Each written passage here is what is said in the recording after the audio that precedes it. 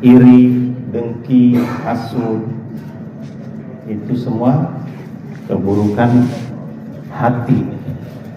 Baik, supaya jangan ada yang terlindungi, kita akan mengaji hari ini dengan waktu yang tinggal sedikit. Judulnya kejujuran sebagai fondasi bisnis dan perbankan. Ini dalam surat Taubah, Allah perintahkan kepada orang-orang beriman. Jadi yang diperintah itu orang beriman. Ya ayyuhalladzina amanu taqullaha wa kunu ma'as shadiqin. Hendaklah wahai engkau orang-orang yang beriman, bertakwalah kepada Allah dan hendaklah kamu bersama orang-orang yang jujur. Perintah Allah, kita disuruh menyertai orang-orang yang jujur. Karena berteman dengan orang yang jujur ini mendatangkan banyak keberkahan. Semua orang senang kepada orang jujur, termasuk tukang bohong juga senang kepada orang jujur. Bahkan tukang bohong tidak senang kepada tukang bohong. Kalau tukang bohong dibohongi, dia juga tidak suka. Walaupun dia sendiri tukang bohong, tapi kalau dia dibohongi marah. Karena itu Al-Quran menyuruh kita berteman dengan orang-orang jujur. Kejujuran adalah kunci kepercayaan, dan kepercayaan adalah kunci keberhasilan. Baik. Dalam Islam, kejujuran itu atau as-sidq salah satu dari sifat Nabi. Sifat Nabi ini apa saja? Pertama, sidq, amanah, fatona, tabligh. Sidq, sifat yang pertama Nabi. Bagian daripada iman dan akhlak. Rasulullah SAW bersabda, at-tajirus suduq, pedagang yang jujur dan amanah, itu tempatnya bersama para nabi, bersama orang-orang yang benar, bersama syuhada di sirkuit ini. Jadi tinggi sekali posisi orang yang menjadi pedagang tapi jujur. Ya, minta izin.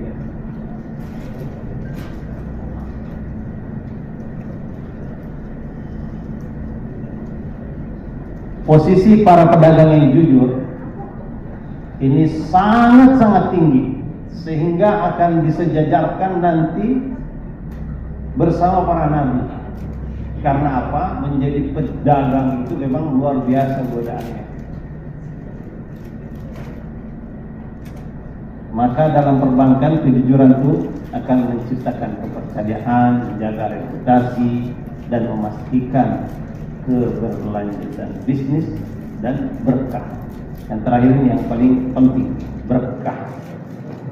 Kalau ada keberkahan, insya Allah akan berlanjut. Baik. Kalau tidak jujur, ini masalah yang akan datang.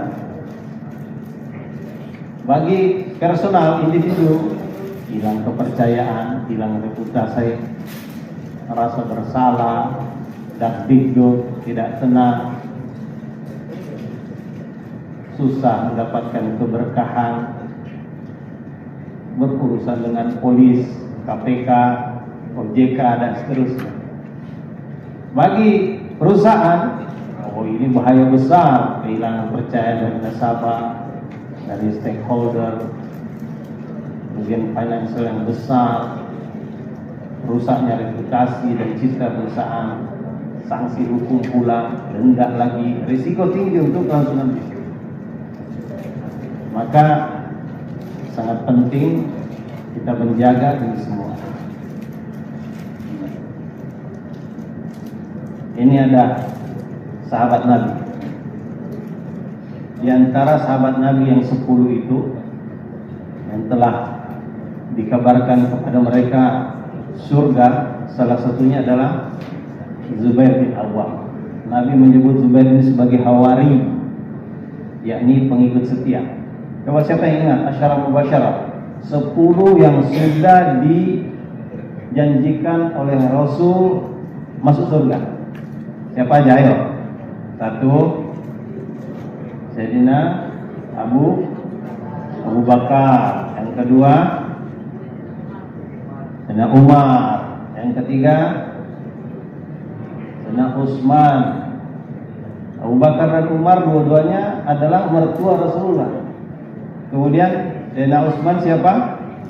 Mantu Rasulullah. Kemudian yang keempat siapa? Sayyidina Ali. 5 siapa? Ayo. Ini orang bangku dulu pintar-pintar sebenarnya, hanya lupa.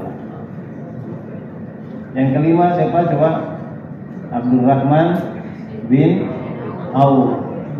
Yang keenam, ini kita sebut aja, Zubair bin Awam. Yang ketujuh siapa? Zaid bin Sa'id. Terus yang kedelapan, Abu Ubaidah bin Jarrah. Kesembilan, Sa'ad bin Abi Waqqas. Yang ke-10 siapa? Talha bin Ubaidillah. 10. Begitu ditanya siapa langsung buka Mbah Google. Itulah teknik untuk tidak membebani otak dengan banyak hafalan. Padahal ini adalah nama-nama ahli surga. Kadang-kadang kita hafal tuh nama pemain bola yang paling terkenal, siapa namanya? Ronaldo. Siapa lagi? Messi. Terus siapa lagi? Zidane. Siapa lagi? Waduh, artis kita hafal. Siapa namanya yang kemarin datang sini penyanyi Begadang Jangan Begadang? Masya Allah. Baik, Zubair bin Awam ini salah satu sahabat Nabi yang sangat jujur. Suatu ketika dagang di Syam, waktu itu masih musyrik, tapi dia sudah jujur, sudah ada bakat-bakat aslinya. Dan Nabi katakan setiap Nabi ini punya hawari, dan hawari itu Zubair. Hawari ini pengikut setia, pembela setia. Kejujuran Zubair membuat banyak orang makin yakin dan tertarik pada Islam. Jadi kalau orang Islam jujur, insya Allah orang-orang non-Muslim itu tertarik. Tapi kalau orang Islam juga tidak jujur, nggak menarik Islam ini jadinya. Kejujuran adalah teladan yang membuka hati, membangun kepercayaan, dan menjadi jalan menuju kebaikan. Banyak kisah-kisahnya. Ini kisah Zubair bin Awam. Ini sahabat Rasul. Karena kejujurannya banyak orang Quraisy maupun kaum muslimin percayakan harta kepadanya. Bagaimana caranya? Dia menerima titipan orang, seperti Bang Tungkul ini menerima titipan duit.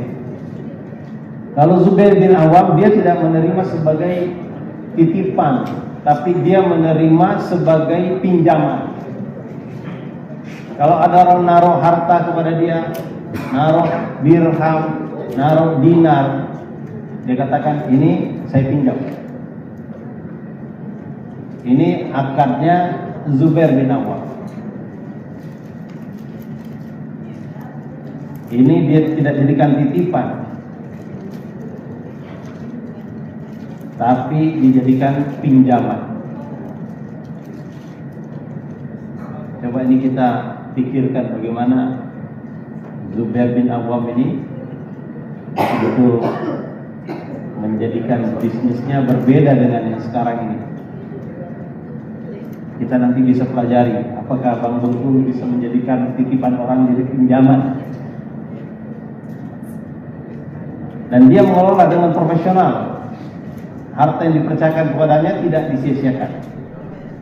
Dia punya sistem pembukuan, sistem akunting. Dia berdagang yang halal, investasi di tanah, investasi mungkin kalau di sini kebun sawit.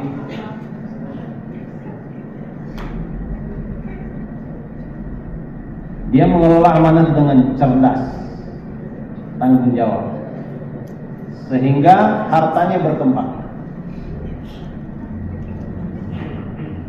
Banyak karyawannya, ribuan karyawan. Ada yang mengatakan puluhan ribu karyawan daripada Zubair bin Awwam.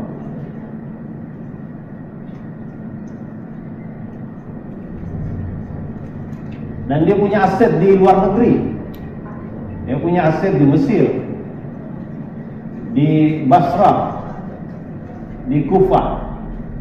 Basra itu sekarang wilayah Irak, Kufah ini Iran. Kalau dia hidup sekarang mungkin dia melawan Amerika juga, karena asetnya ada di Kufah, ada di Iran.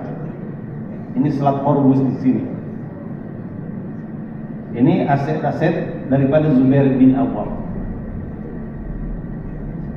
Dia punya kebun-kebun pertanian, dia punya divisi transportasi. Mungkin dia punya, kalau sekarang ini pesawat terbang, punya kapal laut, punya bus antar lintas Sumatera. Ini semua kegiatannya dicatat, dikelola. Mungkin kalau sekarang sudah pakai sistem computerized, pakai aplikasi secara profesional, sehingga usahanya itu terus berkembang. Zubair bin Awwam. Dan kekayaannya sangat besar. Kita lihat dia punya rumah di Basra, Kufah, Damaskus, Mesir. Yang kelima siapa? Coba. Banyak kebun kurma, tanah, pertanian, lahan, properti di berbagai wilayah. Bukan hanya di dalam negeri, tapi di luar negeri. Yang ketujuh siapa? Ada aset perdagangan, kapal dagang, ada unta. Nah, ini kekayaan Zubair bin Awwam. 9. Mana kalau menghitungnya ini? Total kekayaannya 10.000 apa? 10 juta dirham. 1 dirham itu 2,975 gram perak, kira-kira 3 gram lah. Nilai perak per gram itu 11.000. Nilai 1 dirham 32.725 dikali 10 juta itu 327 miliar 250 juta rupiah. Setelah utangnya dibayar, maksudnya titipan-titipan orang yang kemarin diberikan kepadanya, itu masih ada kekayaannya lebih kurang 50 juta dirham. Kalau dirupiahkan 1.636 miliar 250 juta, 1,6 triliun. Kekayaan sahabat. Jadi sahabat tidak harus miskin. Ini adalah salah satu sahabat Nabi yang kaya raya. Selain kita kenal juga ada Abdurrahman bin Auf, ada Utsman bin Affan. Ini salah satu yang kurang diekspos sebenarnya, Zubair bin Awwam. Padahal dia juga konglomerat Muslim dan dia kekayaannya dipakai untuk agama. Termasuk asyarah mubasyarah, 10 yang sudah dijanjikan surga.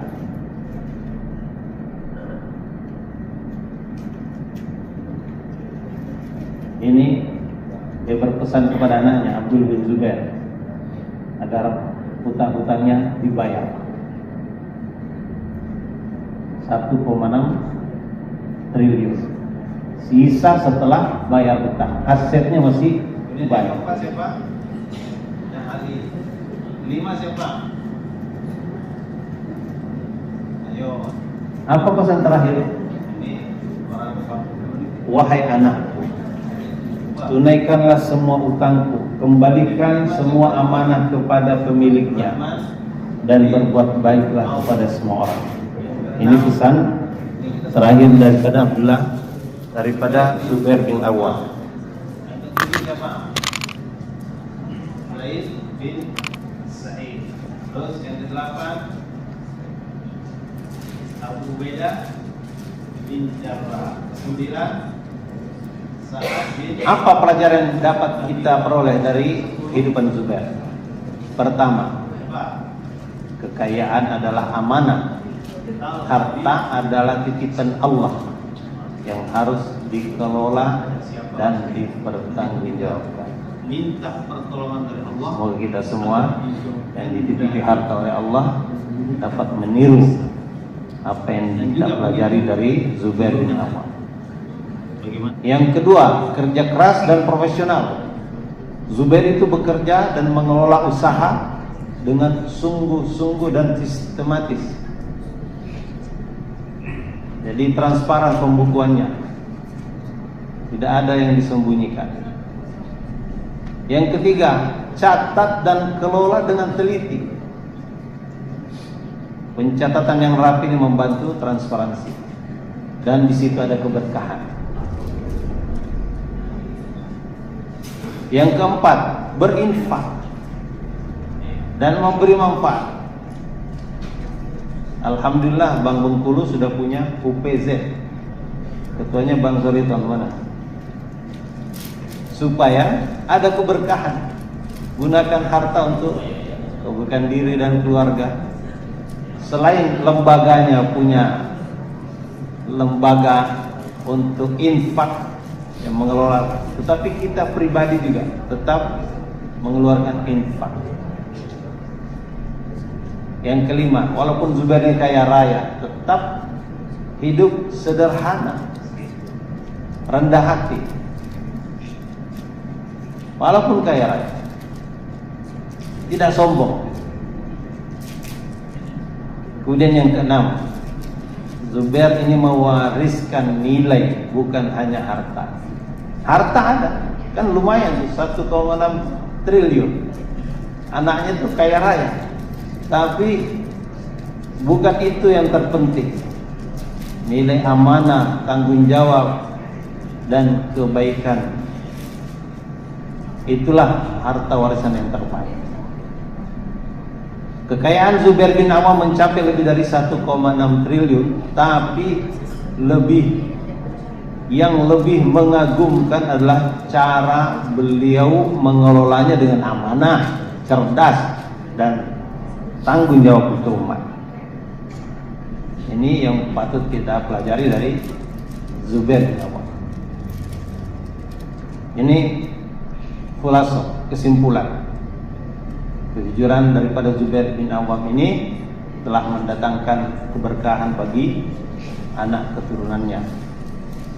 Semoga kita juga termasuk yang mendapat bagian daripada apa yang diajarkan oleh Zubair bin Awwam. Bagaimana relevansinya dengan kehidupan perbankan? Nah, ini sajikan data dan laporan sesuai fakta, bukan rekayasa. Saya kira ini sudah dilakukan di Bank Bengkulu, tapi ini bukan mengajari bebek berenang atau mengajari burung terbang, tetapi kita perlu saling mengingatkan. Sajikan data dan laporan sesuai fakta, bukan rekayasa. Tolak segala penipuan, manipulasi, dan kecurangan. Jaga amanah dalam setiap tugas dan keputusan. Berani berkata jujur dan melaporkan kecurangan. Kadang-kadang orang di sini kan takut. Kejujuran itu membawa kemujuran. Jujur itu mujur. Ini harus menjadi pegangan hidup kita. Kemudian bangun budaya kerja yang transparan, etis, dan profesional. Kejujuran dalam bekerja itu hubungannya dengan iman kita, cerminan iman kita. Maka ini ajakan, mari bersama menjadi insan perbankan yang jujur, amanah, dan membawa keberkahan bagi diri, perusahaan, dan masyarakat. Inilah kisah daripada kejujuran Zubair bin Awam yang mendatangkan keberkahan dalam kehidupannya, kehidupan anak cucunya, dan insya Allah akan mendatangkan keberkahan bagi kehidupan kita juga insya Allah. Perhatikan ini, kejujuran adalah kunci kepercayaan, kepercayaan adalah kunci keberhasilan. Boleh kita sama-sama mengucapkannya supaya menjadi motivasi buat kita sama-sama ya. Kejujuran adalah kunci kepercayaan. Kepercayaan adalah kunci keberhasilan. Insya Allah semoga bermanfaat. Dalam waktu singkat, sebentar lagi akan ada darah akan mengalir, darah hewan kurban akan mengalir. Mudah-mudahan kita termasuk dipilih Allah untuk menyembelih. Kurban ini artinya qurb, dari kata qurb, dari kata kita sering mengatakan sahabat karib, sahabat dekat. Jadi kurban itu untuk mendekatkan diri kita kepada Allah. Kalau orang dekat kepada Allah, maka segala masalahnya akan selesai.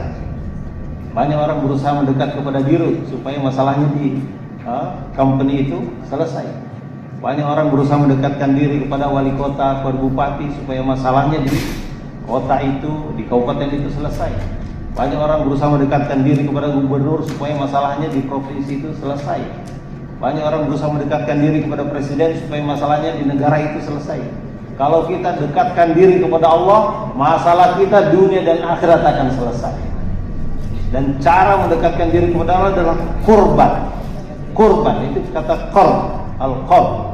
Kurban ini mendatangkan kedekatan kepada Allah. Dan siapa mendapatkan Allah, dia akan dapatkan segalanya. Dan siapa yang kehilangan Allah akan kehilangan segalanya. Sangat penting kita mendapatkan Allah Subhanahu wa taala. Pak Gubernur berpesan agar kita senantiasa mencari ridho Allah. Kalau Allah ridho kepada kita, maka Allah akan perintahkan malaikat, wahai para malaikat, aku ridho kepada Beni di Bangkulu. Maka malaikat Jibril di langit akan memberi pengumuman, wahai seluruh penduduk langit, Allah telah ridho kepada Beni, maka ridholah kamu kepada Beni. Malaikat di langit akan ridho kepada Beni. Kemudian seluruh penduduk langit akan turun ke bumi memberikan pengumuman kepada penduduk bumi, wahai penduduk bumi, Allah telah ridho kepada Beni, maka kalian ridholah kepada Beni. Maka seluruh penduduk bumi akan ridho kepada Beni. Kalau penduduk bumi telah ridho, maka tidak mungkin angin akan mendatangkan musibah, tidak mungkin api akan mendatangkan musibah, tidak mungkin laut akan mendatangkan musibah, karena Allah telah sayang. Begitulah kita berusaha mendatangkan keridhaan Allah, dan keridhaan Allah akan datang kepada kita melalui jalan kejujuran. Dan jujur akan datang kalau ada iman. Jadi kembali lagi usaha atas iman. Insya Allah. Nah, teman berikutnya tanggal 27 itu kita libur karena hari raya Idul Adha. Kami mohon maaf lahir batin, mudah-mudahan Allah terima kurban kita. Dan saya ada tugas khutbah Idul Adha di Jakarta, sehingga saya harus kembali ke Jakarta. Mudah-mudahan 2 minggu berikutnya kita jumpa lagi. Dan tema yang akan datang tidak tampil di sini, tapi insya Allah masih berhubungan dengan bagaimana hubungan kita dengan Allah Subhanahu wa taala. Insya Allah. Adakah yang mau bertanya? Ada waktu 1 menit. Saya ambil tongkat ini dari Katanning. Ada sebuah pohon di depan masjid itu. Katanning itu 300 km dari Perth, Australia. Ada satu pohon di situ dan tidak ada orang melihat bahwa itu satu pohon yang ada tongkatnya. Saya bilang saya pinjam gergaji. Kemudian saya potong dan alhamdulillah tongkat ini naik pesawat, tidak pakai visa, tidak pakai paspor, sampai dia di Bangkulu. Kenapa? Dia ikut orang yang bergerak dalam kebaikan. Kalau dia tidak ikut kepada orang yang bergerak dalam dakwah, ini nanti akan jadi kayu bakar. Jadi tergantung ikut sama siapa? Maka perintah Allah ini tadi, wa kunu ma'as shadiqin. Jadilah kamu bersama orang-orang yang jujur, orang yang baik-baik. Satu batang kayu biasa, bengkoknya juga tidak terlalu baik, tapi karena diikut orang yang mengajak kepada kebaikan, alhamdulillah sampai dia di Bengkulu. Boleh tanya, dia tidak pakai paspor, nggak pakai visa, dari luar negeri nih barang ini. Itulah tandanya kita harus senantiasa bergaul dengan orang-orang yang siddiqin, orang-orang yang baik. Insya Allah, mohon maaf. Subhanakallahumma bihamdik, asyhadu an la ilaha illa anta, astaghfiruka wa atubu ilaik. Assalamualaikum warahmatullahi wabarakatuh. Terima kasih Pak Budi.